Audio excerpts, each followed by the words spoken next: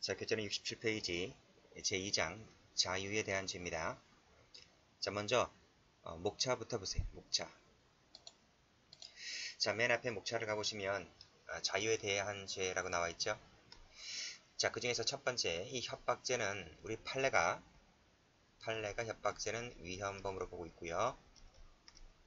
판례입니다. 나머지 전부 강요, 체포, 감금, 약추인, 강간추행 이 나머지 모두는 침해범이에요. 침해범. 그리고 여기 있는 모든 죄들은 미수를 처벌하고 있습니다. 네, 됐죠? 자, 그럼 다시 한번 교재를 오시면 자, 협박죄법입니다. 자, 협박죄는 판례가 위헌범으로 본다. 학설은 의미가 없어요. 판례는 위헌범으로 보고 있다. 미수 처벌하고요. 협박죄, 존속협박죄는 반의사 불벌죄다라고 했는데 자, 판례 별표. 자, 283조 제3항은 돼 있죠? 이 사망이 바로 밑에 나와 있습니다. 사망 체크하시고 반의사 불벌죄 조항이죠. 이 반의사 불벌죄 조항은 자, 우리 전 시간에 폭행죄 할 때 배웠습니다. 단순 협박죄, 존속 협박죄, 단순 폭행죄, 존속 폭행죄의 경우만 반의사 불벌죄가 되고요. 자, 특수 협박죄 안 됩니다. 특수 폭행죄 안 되듯이 안 됩니다. 그리고 특별법에 해당하는 폭처법 있죠. 여기도 반의사 불벌죄 조항이 적용되지 않습니다. 그리고요, 또 하나 적자면 이 상습범 있죠. 상습범. 이 상습 협박죄도 협박죄의 경우에도 이 반의사 불벌죄 조항이 적용되지 않습니다. 이 점은 전부 폭행죄하고 똑같다. 자, 그러면 조문을 봐봅니다. 자, 사람을 협박한 자 그랬어요. 이때 사람이 객체죠? 객체입니다. 자, 밑에 내려와서 타인을 말합니다. 타인을 말한다. 따라서 법인은 제외된다. 왜? 공포심을 일으킬 만한 능력이 없기 때문에 법인은 제외됩니다. 자, 다시 내려와서 다음 판을 보자. 자, 빨간색입니다. 자연인만 동그라미 됩니다. 반면에 자, 법인 밑줄 그시고 X. 법인은 객체가 되지 않는다. 자, 다음 행위를 봅니다. 행위는 협박이죠. 자, 협박은 크게 세 가지로 나누는데 그 점에서 그 폭행죄는 네 가지로 나눴죠. 폭행죄는 한 가지가 더 있었어요. 최강의, 광의, 협의, 최협의. 자, 그런데 협박죄는 광의, 최강의가 없습니다. 자, 이때 광의라고 하는 것을 잘 받으셔야 돼요. 이 광의가 시험 문제입니다. 자, 광의는 일반적 공포심이면 돼요. 일반적 공포심. 현실적 공포심은 요하지 않습니다. 반면에 협의는 현실적 공포심이죠. 됐어요? 자, 이 일반적 공포심이 바로 위헌범인 거예요. 위헌범. 자, 우리 판례가 협박죄를 위헌범으로 보고 있다. 이렇게 보시면 돼요. 자, 나머지는 몰라도 돼요. 나머지는 차차 이제 배우게 됩니다. 자, 쭉 내려와서 자, 본죄 협박. 자, 광이라 그랬습니다. 자, 이제 구별 이렇게 좀 볼게요. 자, 협박과 경고는 어떻게 구별될까? 자, 협박은 행위자에 의해서 직간접적으로 좌우될 수 있는 것이면 협박이 됩니다. 협박. 자, 예를 한번 들어볼게요. 채권자, 채무자 관계가 있어요. 채무자가 돈을 주지 않아요. 채권자가 화가 많이 났어요. 그래서 채무자한테 가서 너 언제까지 돈 안 해줄 거냐? 언제까지 돈 해줄 거냐? 너 언제까지 돈 안 해주면 내가 너 집 딸 자식 XX를 어떻게 하겠다라고 해코지 하겠다라고 얘기를 하게 되죠. 그쵸? 그러면 그날까지 돈을 갚지 않으면 채권자는 분명히 조폭들을 시켜서 해코지 할 겁니다. 그쵸? 이게 바로 뭐가 돼요? 협박이 되는 거예요. 협박. 그러니까 조폭들을 시켜서 어떻게 하겠다는 것은 행위자에 의해서 좌우될 수 있는 것이잖아요. 그쵸? 좌우될 수 있는 것이기 때문에 협박이 되는데 자, 밑에 2번. 자, 너 언제까지 돈을 안 해줄 거야? 해줄 거야. 안 해주면 내가 벼락을 내려서 맞아 죽게 할 것이다. 이렇게 말했다고 하면 이게 협박인가요? 인간이 벼락을 내릴 수 있나요? 천둥치고 벼락을 내릴 수 있어요? 없잖아요. 그러니까 이것은 좌우될 수 있는 것이 아니기 때문에 협박이 되지 않고 그냥 언제까지 갚아라 는 식으로 경고에 불과할 뿐이다. 이렇게 보시면 될 것 같아요. 됐죠? 자, 그 다음 단순한 욕설포고는 협박이 아닙니다. 또 해약을 실현할 의사가 전혀 없어요. 해약을 실현할 의사가 전혀 없다. 그리고 구체적인 해약의 고지로 볼 수가 없다 라고 했을 때 그건 협박이 되지 않습니다. 2번 한번 체크해 보세요. 자, 그러면 이 관련된 판례 한번 볼게요. 자, 다음 페이지 한번 넘겨보세요.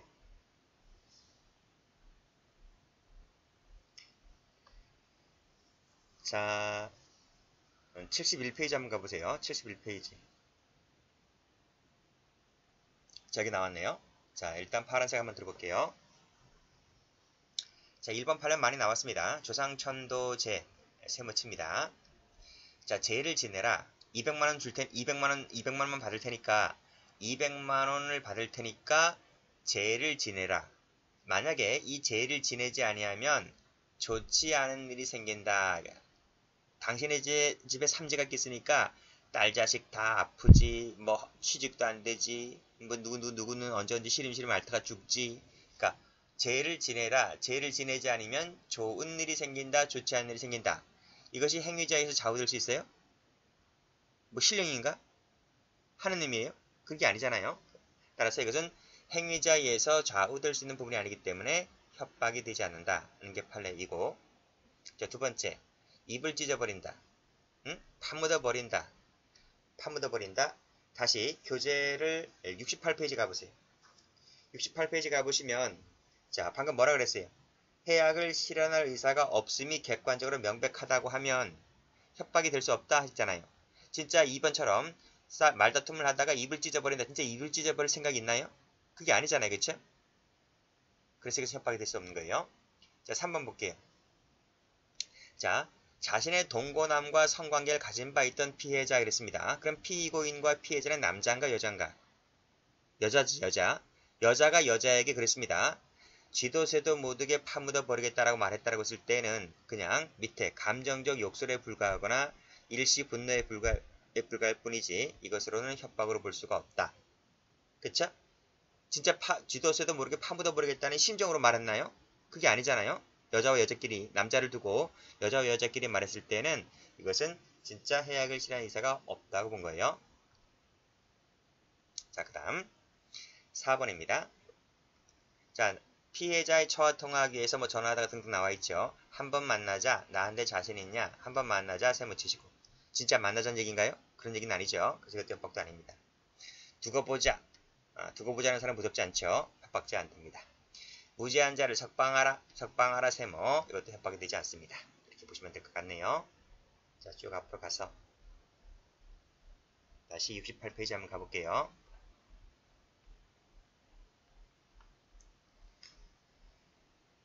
자, 내용을 한번 볼게요. 자, 내용에는 제한이 없죠.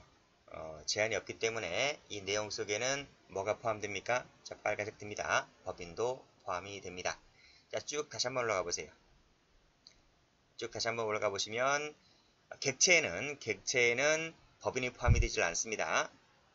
공포심을 느낄 수 없기 때문에. 자, 그렇지만은 내용에는 제한이 없다는 거예요. 그쵸? 자, 여기서 노트를 펴볼게요. 자, 노트를 펴보시게 되면 노트는 98페이지네요. 노트에 요거 같이 표시하세요. 요 두 가지. 특수협박죄, 상습협박죄 요 두 가지 묶으시게요. 두 가지 묶으시면 요 두 가지가 반의사벌벌죄가 아닙니다. 자, 그 다음 그 밑에 중간에 그림이 나와 있죠? 자, 이 그림 볼 겁니다. 자, 요 그림 볼 거예요. 자, A가 B에게 해약을 고지했어요. 협박을 했어요. 협박을 했는데 B는 자연인이죠. 공포심을 느낄 수 있을 만한 능력이 있어야 되기 때문에 B는 자연인입니다. 따라서 법인은 객체가 될 수가 없죠. 그쵸? 자, 또, 자, 해약을 고지했다 했습니다. 근데 그 해약의 내용에는 공포심을 일으킬 수 있을 만한 해약의 내용이라면 아무런 제한이 없는 거예요. 그래서 피해자 본인 얘기, 친정 얘기, 어떤 이해관계를 얽힌 제3자 얘기 등을 해도 좋고, 또는 당신이 다니고 있는 회사에 대한 얘기를 해도 좋고, 회사 비리라든지 탈세 이런 것을 얘기해도 좋고, 그쵸? 그래서 협박의 객체에는 법인이 포함이 되지 않지만 협박의 내용에는 법인과 관련된 내용이 포함될 수 있다는 점, 이 점을 봐주시면 될 것 같아요. 다시 한번 교재해 보세요. 자, 해악에는 공포심을 일으킬 수 있을 정도의 구체성을 띠면 된다 그랬고, 방법에는 제한이 없고 조건부도 되고요. 부작이 됩니다. 부작이. 자, 다음 페이지 볼게요. 자, 다음 페이지 보시게 되면, 자, 맨 위에 판례 별표 쳐볼까요? 별표 치시면 내용 밑줄 그으시고, 내용에는 아무런 제한이 없다. 따라서 피해자 본인 얘기라든지 친족 얘기라든지 제3자에 관련된 내용이라든지 이런 것들도 전부 된다. 본인에게 그런 얘기를 고지함으로써 이 본인이 공포심을 일으킬 만한 내용일 것이라면 이 모든 것들이 협박죄의 내용이 될 수가 있다는 거예요. 심지어는 자, 빨간색으로 법인에 관련된 것도, 즉 회사 비리에 관한 것도 얼마든지 포함된다. 이게 중요한 겁니다. 자, 그 다음요. 자, 밑에 판례 보시면 협박죄에서 해악의 고지라고 하는 것은 본인이 직접 고지하는 것이 일반적이죠. 그렇지만 제3자를 통해서 이 간접적으로 해악을 고지할 수도 있어요. 그쵸? 그런데 이 제3자가 고지자가 제3자 행위를 사실상 지배하거나 또는 영향을 미칠 수 있는 지위에 있거나 또 제3자 행위가 고지자에서 좌우될 수 있거나 그랬을 때는 고지자가 여기 직접 해악을 고지한 것과 마찬가지다. 이렇게 보시면 될 것 같아요. 그러니까 이때 요 제3자라고 하는 것은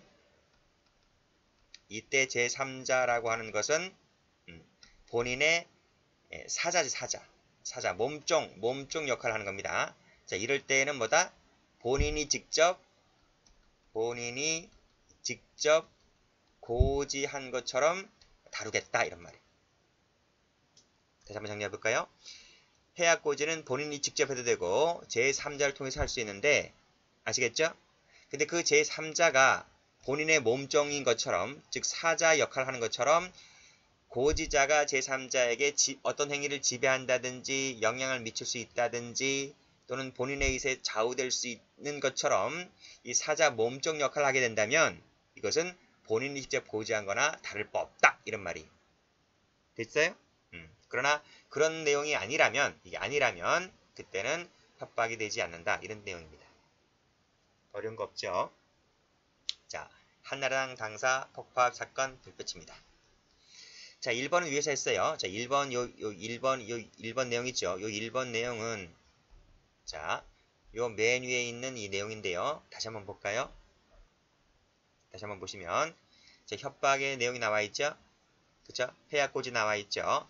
이때 본인 얘기를 한다든지 친족 얘기를 한다든지 또는 제3자 얘기를 한다든지 하면 좋은데 그 제3자가 본인과 전혀 무관한 사람이 아니라 본인과 일정한 밀접한 관계에 있는 것이라면 그래서 이 본인과 밀접한 관계에 있어서 그 제3자 얘기를 하게 되었을 때 피해자 본인이 그 얘기를 듣고 공포심을 일으킬 수만 있다면 이것도 협박이 될 수 있다는 말이에요. 자, 이런 얘기예요. A라는 사람이 B라는 사람에게 해악을 고지했어요. 해악을 고지했는데 이 해악 고지의 내용이 피해자 본인 얘기라든지 친족이라든지 자기 처자식 얘기한다든지 또는 처자식이 아니라 제3자 얘기를 했는데 그 제3자가 자기랑 사업상 이해관계가 얽힌 밀접한 관계 있는 사람이란 말이에요. 그 밀접한 관계에 있어서 그 밀접한 얘기를 하게 되면 본인이 공포심을 일으킨단 말이에요. 무슨 사건과 연루되었을 때. 그쵸? 그랬을 때는 이 제3자의 내용이라 할지라도 제3자의 내용이 자기랑 이해관계가 얽혔기 때문에 제3자의 내용을 까발리게 되면 본인이 공포심을 일으킬 수 있는 내용에 관한 것이라면 이런 것도 얼마든지 협박죄에서 말하는 해악고지가 될 수 있다. 이런 말이에요. 이해되시겠어요? 지금 올라가 보세요. 갑은 혼자 술을 마시던 중 전화를 했죠. 그러니까 경찰관이 전화를 받아요. 자, 경찰관이 전화를 받아요. 경찰관에게 뭐라 그래요? 당신네 관할구역 내에 있는 한나라당 경기도당을 당사를 폭파시키겠다 그랬어요. 자, 그럼 이게 제3자네요. 그쵸? 제3자와 관련된 내용입니다. 그런데 이 제3자에 관련된 내용이 밑에 판결 유지에서 보듯이 본인과 밀접한 관계가 있으면 본인이 공포심을 느끼겠지.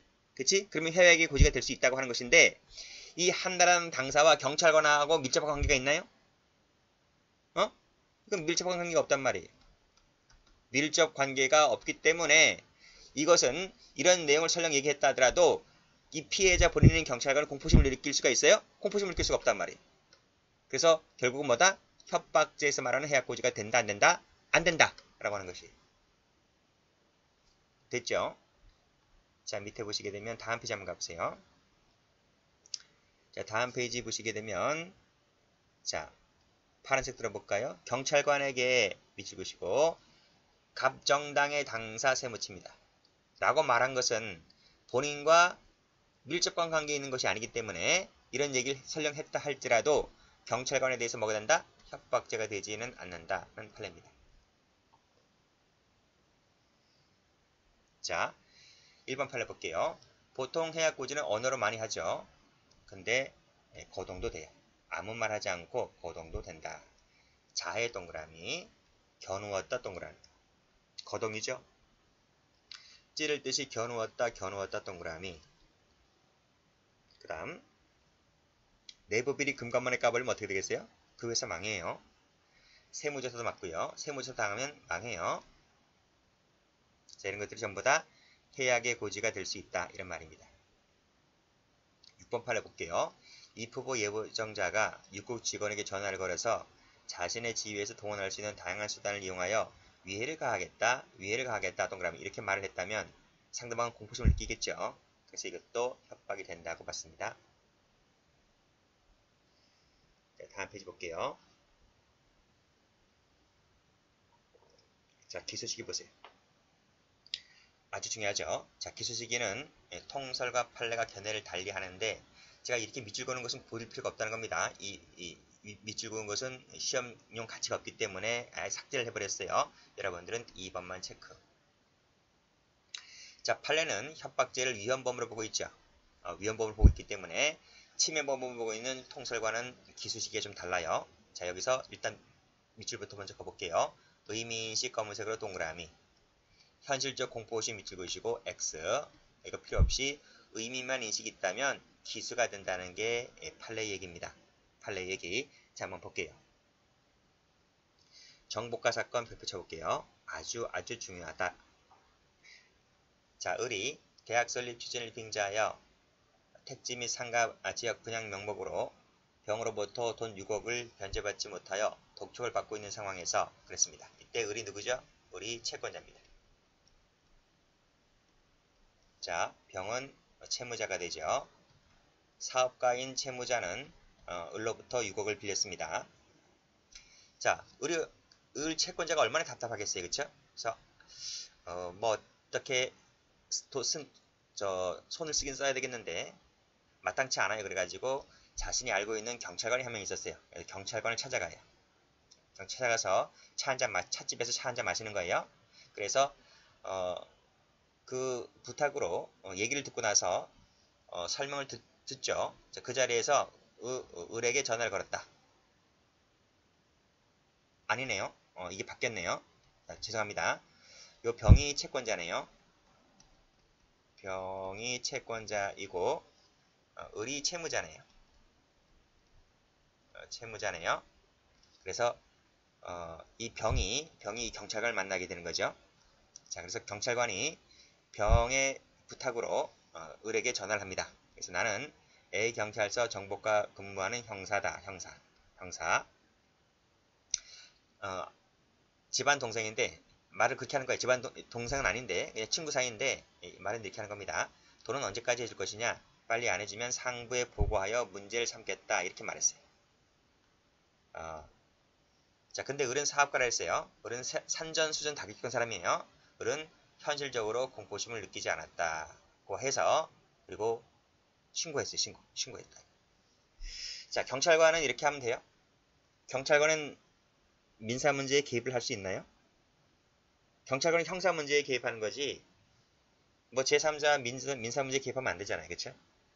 자, 을은 신고했다는 겁니다. 자, 한번 볼까요? 자, 노트 한번 펴보세요. 자, 노트를 볼게요. 갑이 경찰관이죠. 을은 이제 채무자였고요. 갑이 을에게 해약을 고지합니다. 자, 해약을 고지하는 순간, 실행은 착수했습니다. 실행에 착수했다. 협박죄는 실행에 착수해 나간 거예요. 협박죄 미수 있다 그랬어요. 자, 그리고 이제 전화기로 그 내용을 들었죠? 도달했고, 그러면 이 채무자는 그 내용의 의미를 파악하겠죠? 자, 의미를 인식했다. 자, 우리 판례는 이 의미를 인식할 때 기수이다는 게 판례예요. 기수이다. 자, 공포심 발생은 요하지 않는다. 즉, 공포심이 있든 없든 가리지 않고 의미만 인식이 있다면 뭐가 된다? 기수다, 기수라는 게 판례입니다. 자, 우리 판례는 협박죄를 위헌범으로 보고 있기 때문에 이 의미인식이 있을 때 이게 위헌범이거든요. 위헌범으로 보고 있기 때문에 의미인식만 있으면 현실적 공포심이 있든 없든 간에 여기서 기수 처리를 해버려요. 그런데 만약에 이건 신문제 내용이 아니지만 학설처럼 통설처럼 침해범으로 보게 되면 요 공포심이 발생을 해야지 현실적인 공포심이 발생해야지 여기서 기수가 되거든요. 그쵸? 만약에 공포심 발생이 안 했다 그러면 미수가 되는 거고요. 그런데 우리 판례는 자 이건 보지 마셔. 이건 신문제 아니니까요. 이건 신문제 아니니까 우리 판례는 위헌범으로 보고 있기 때문에 기수 시기를 그 앞 전 단계에서 의미인식 단계에서 기수 처리를 한다. 이렇게 보시면 될 것 같아요. 그래서 우리 판례에 따랐을 때는 이 두 가지죠. 이 두 가지를 전부 기수 처리가 되는 거예요. 자, 그런데 협박죄는 미수범 처벌조항이 있다 그랬죠. 미수는 어디가 미수인가요? 그렇지. 착수시부터 미수로 넘어가게 되는 거죠. 착수시부터 도달시까지. 자, 그게 바로 1번, 2번, 3번, 4번 했을 때 요 3, 4번입니다. 해약고지가 있고 도달했으면 협박죄 미수가 되는 거예요. 의미인식이 있으면 기수가 되는 거예요. 그러니까 의미인식이 있으면 안 돼요. 의미인식이 있으면 안 되기 때문에 요 3번이 미수. 또는 해약고지가 있는데 도달 자체가 안 됐어요. 도달 자체가 안 되어도 해약고지는 됐기 때문에 여기도 미수. 그러니까 3, 4번이 미수가 되고 1, 2번이 기수가 되는 거예요. 자, 교재 와보세요. 다음 페이지 보세요. 자, 여기 빨간색으로 공포심을 일으키면 된다. 그쵸? 이 정도면 충분하다 그랬습니다. 그래서 밑에 보시게 되면 현실적 공포심까지는 필요가 없다 라고 해서 그것을 필기하시면 위헌범이라고 필기를 해보세요. 위헌범이다. 자, 그리고 빨간색으로 역시 의미인식이 있다면 기수가 된다. 그리고 공포심을 일으켰는지 여부와 관계없이 의미인식만 있다면 기수가 된다. 중요하죠? 자, 그래서 3번을 보시게 되면 빨리 채무를 변제하지 아니하면 빨간색으로 상부에 보고하겠다 라고 하는 것 자체가 기수가 됩니다. 자, 그러면 미수는 어떻게 될 것 같아요? 제가 말씀드렸잖아. 위헌범이라고요. 그래서 미수범 처벌조항은 도달하지 못했거나 또는 지각하지 못했거나 의미를 인식하지 못했거나 이랬을 때 뭐가 된다? 미수가 된다. 이렇게 보았습니다. 자, 밑에 판례. 자, 비위 등을 역시 마찬가지입니다. 상부기관에 제출하겠다라고 말했을 때 이거 자체가 말하면 기수가 된다. 그쵸? 자, 그 밑에 설령 피해자가 현실적 공포심을 일으키지 못하였다 할지라도 위헌범이기 때문에 제출하겠다라고 해약고지를 하는 순간 기수가 됩니다. 자, 밑에 판례들 펴죠. 주관적 요건.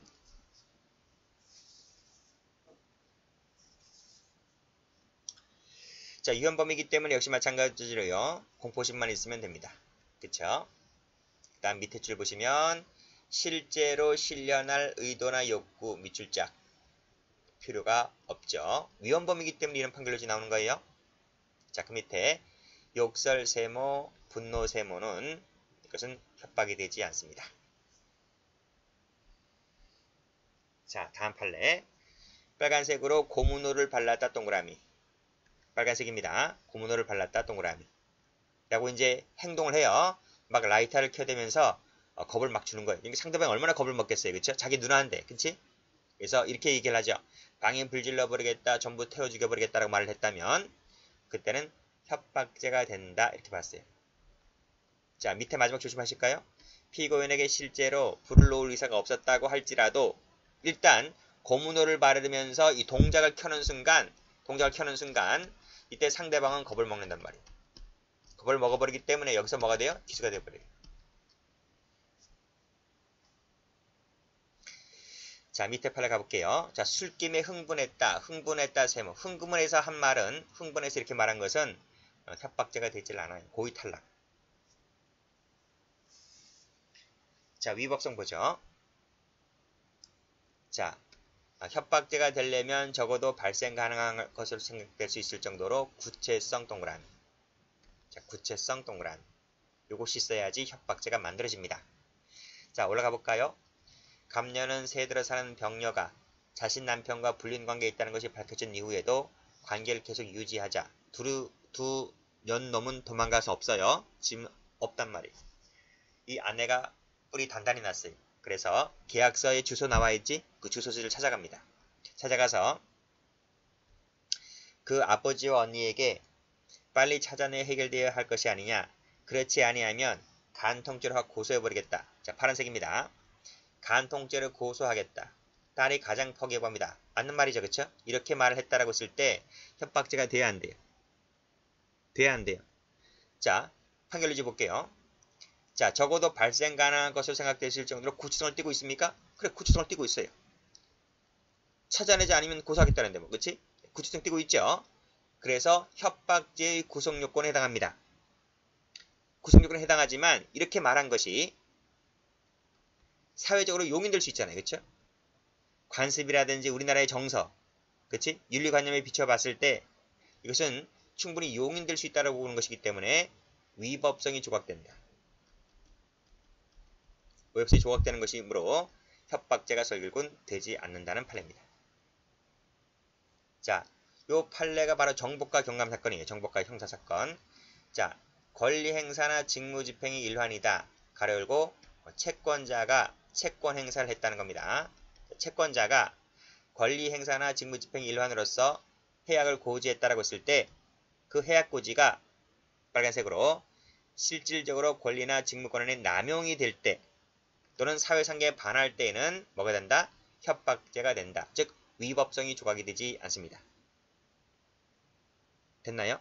그러니까 아까 정복과 형사가 경찰이면 경찰 일을 해야지 왜 남의 민사 문제에 개입을 해서 뭐 돈을 언제 갚으라는 식으로 안 갚으면 무슨 상부에 보겠다는 식으로 말했다라고 하는 것 자체가 직권남용이고요. 그 다음에 사회상계에 반한다. 그래서 협박죄로 처벌된다. 라고 하는 것입니다. 자, 다음 페이지. 수박사건이네요.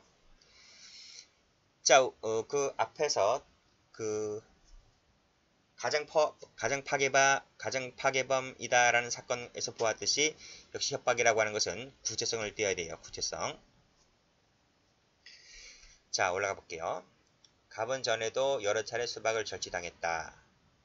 자, 밑에 보시면 먼 친척이기도 한 을이 갑의 수박밭에 들어와 두리번을 하는 것을 발견하자 훈계하려고 앞으로 수박이 없어지면 네 책임이다 라고 말했는데 이 친구가 집에 가서 죽었어요. 자살했다. 자, 협박죄가 되나요?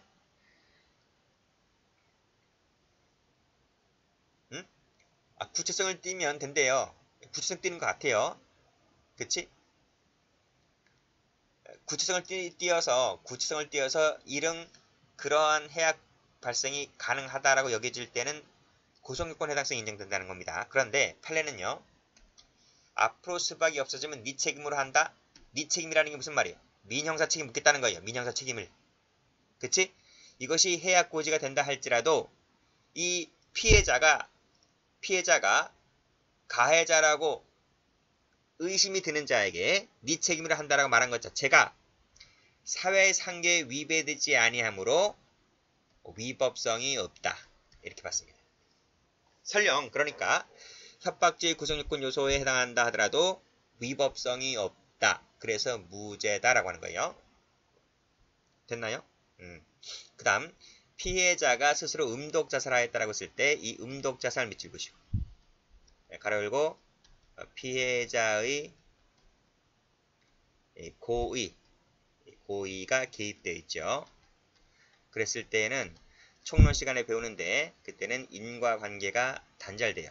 상당 인과관계가 단절된다. 그래서 무죄가 됩니다. 우리 총론 시간에 인과관계에서 배우죠. 강간범이 피해자를 강간했는데 피해자가 집에 가서 자살하죠. 그러면 강간치사죄가 됩니까? 피해자의 고의가 개입되어 있다고 했을 때 인과관계가 단절된다고 해서 강간죄만 되잖아요. 같은 논리인 거예요. 자, 친권자 검은색 밑줄, 2번의 사채업자 밑줄, 3번의 경찰관 밑줄. 이 사채업자가 뭐예요? 채권자죠. 자, 빨간색으로 죽여버린다 동그라미, 위법합니다. 협박죄가 되죠. 남편과 시댁에 알리겠다는 것도 마찬가지고요. 자, 경찰관이 민사분야에 개입하면 돼요? 안 되죠. 전부 다 위법성이 조각되지 않습니다. 자, 밑에 판례 1번 파란펜 들이시고, 자, 피고인이 채무자에게, 자, 이때 여기서 검은색입니다. 피고인은 채권자죠. 피해자는 채무자고요. 뭐라 했나요? 야, 너 돈 갚아 임마.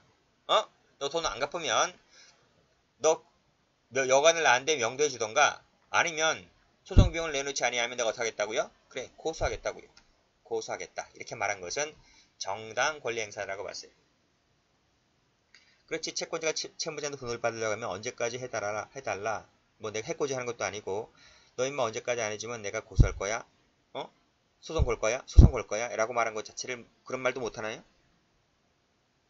그런 말 할 수 있잖아. 내가 해코지를 하면 안 되지만, 애들 시켜서 해코지를 하면 안 되지만, 채무자를 만나서 이렇게 말할 수는 있잖아요. 언제까지 해달라는 식으로 기한 설정을 해가지고, 그렇지? 이런 것들은 정당한 권리 행사다. 이렇게 보았습니다.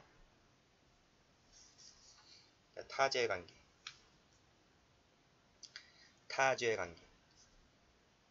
자, 별표. 밑에 판례도 별표. 두 가지를 비교 잘하세요. 자, 먼저 맨 위에 거 볼게요. 갑은 위험한 물건인 소주병으로 피해자 머리를 일회 쳐서 상해 동그라미 빨간색으로 가했다. 또 흉기인 가위로서 가위 밑줄 동피해자를 찔러 죽인다고 빨간색으로 협박을 했다. 자, 죄가 한 개인가요? 두 개인가요? 지금 동그라미 두 개 쳤으니까 죄가 두 개인가요? 상해를 했으니까 상해죄 하나, 협박을 했으니까 협박죄 하나, 죄가 두 개냐고요? 응? 자, 그럼 밑에 한번 가볼게요. 자, 피해자에 대한 피고인의 소인은 흰기를 찔러 죽인다라고 해악을 고지하여 협박하였다. 협박 동그라미. 다시 주먹과 발로 수에 구타하여 상해를 입혔다. 상해 동그라미. 그러면 이건 죄가 몇 개인가요? 여기다 동그라미 두 개 쳤으니까 죄가 두 개인가요? 한 개인가요? 예? 자, 일단 이 판례부터 먼저 볼까요? 흉기를 찔러 죽인다라고 해악을 고지했다 그랬어요. 흉기로 찔러 죽인다고 해악을 고지했다. 이건 위험한 물건인가요? 아닌가요? 위험한 물건을 갖고 그랬나요? 그냥 말로써 떠드는 거 아니에요. 내 막 칼 갖고 확 찔러 죽일 거야! 이런 식으로. 돌로 쳐 죽일 거야! 이런 식으로. 근데 실제로는 그게 없어요. 그냥 말로만 하는 것 뿐이지. 그치? 자, 그 다음 밑에 주먹과 발도 밑줄 그시고요. 주먹과 발이 뭐예요? 위험한 물건이 아니잖아요. 아니잖아요. 그쵸? 그쵸? 자, 그러면 보세요. 지금 이 판례 한번 볼게요. 위험한 물건을 휴대하지 않았어요. 그쵸? 휴대하지 않고 플러스 뭘 했어요? 협박을 했단 말이에요. 협박을 했죠. 그 다음 또 뭐 했어요? 밑에 줄에 상해 입혔잖아요. 맞죠? 협박하고 상해를 가한 것은 위험한 물건 휴대를 하지 않았잖아요. 그치? 예, 그러면 이것은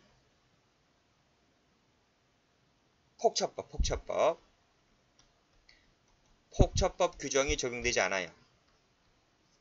그러면요.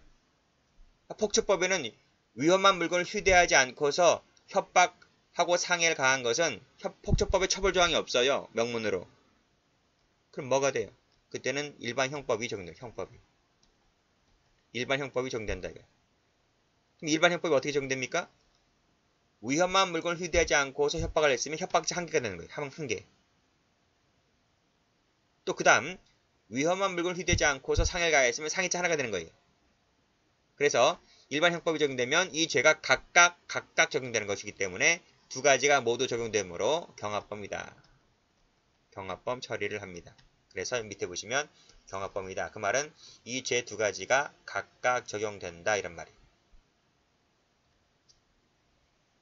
왜? 폭처법에 처벌 조항이 없기 때문에. 지금 다시 한번 올라가 보세요.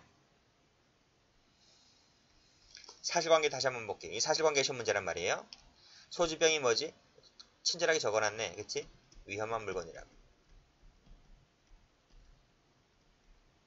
위험한 물건이라고. 그럼 가위는요? 흉기라 했는데 흉기는 위험한 물건에 포함돼요. 그래서 이것도 위험한 물건이에요.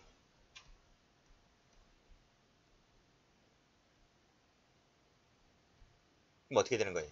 이렇게 되는 거지. 자, 위험한 물건을 휴대하여 플러스 뭘 했어요? 상해했잖아 지금. 상해를 하고 뭘 했어요? 협박했잖아. 그치? 협박을 했다. 이렇게. 그런데 위험한 물건 휴대라는 것이 상해에도 걸리고 협박에도 걸리죠. 상해 협박 다 있잖아. 그치? 이게 공통 요건이야. 공통이란 말은 상해에도 걸리고 협박에도 걸린다 이란 말이에요. 그럼 이것은 폭처법의 처벌조항이 있었나요? 그래, 폭처법의 처벌조항이 있단 말이에요. 폭처법 3조 1항에 처벌조항이 있단 말이에요. 몇 조? 3조 1항에. 3조 1항에 지금은 폐지가 되고 없어요. 근데 당시에는 이 폭처법 조항이 이 살아 있었기 때문에 이 폭처법 현행, 그 당시 현행법이지. 그 당시 현행법에 3조 1항이 나와 있단 말이에요. 하나의 조문에. 3조 1항 단일 조문에 흉기나 위험한 물건을 휴대하여 폭행, 협박, 상해를 가할 때는 폭처법 3조 1항의 죄, 이 죄 하나의 죄로 처벌된다라고 명문으로 규정해놨단 말이에요. 어떻게 규정했다고? 이 두 가지 중에서 무슨 죄로? 그럼 무거운 죄가 뭔데? 여러분 협박죄가 무겁나요? 상해죄가 무겁나요? 상해죄가 무겁지. 상해죄가 무겁지. 그랬을 때 이 협박죄는 상해죄에 흡수가 된다. 이게 판결 논리. 그러니까 무거운 죄로 해서 죄목을 무거운 죄로 해서 폭처법 3조 1항의 하나의 조문으로 처벌한다. 이런 말이에요. 그래서 이 경우에는 이 협박이라는 것이 상해죄에 흡수가 돼버려요. 협박이라는 것이 이렇게 상해죄에 흡수가 되어서 무거운 상해죄로 처벌되고 이것은 사라진다. 이런 말이에요. 이 나와 있잖아. 상해죄에 포함된다. 됐어요?